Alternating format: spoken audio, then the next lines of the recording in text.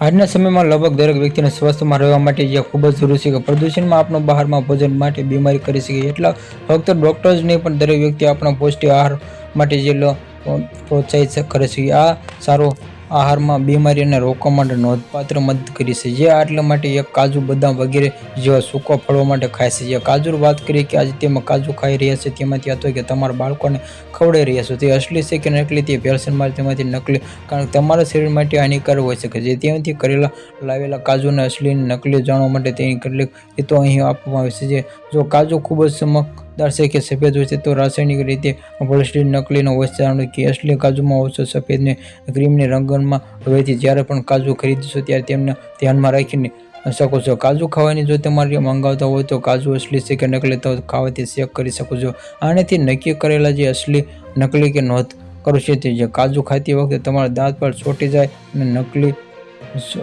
ચોંટી જાય તો તે નકલી હોવાની નિશાની હોઈ શકે છે. વાસ્તવમાં કાજુની નિશાની છે કે દાંત પર ચોંટી જતું નથી અને સરળતાથી તૂટી જાય છે. અને દાગવાળા કાજુ જો તેઓ ખાસ ખરીદી રહ્યા છો તો દાગવાળા કાજુ ખરીદવામાં ટાળવું મહત્તમ કારણ કે નકલી કેસ થઈ શકે છે. એમાં વાસ્તવિક કાજુમાં કોઈ પ્રકારના ડાઘ કે છિદ્રો હોતા નથી. વધુમાં વાસ્તવિક કાજુમાં હળવી મીઠી સુગંધ હોય છે કે નકલી કાજુથી વિપરીત રહો.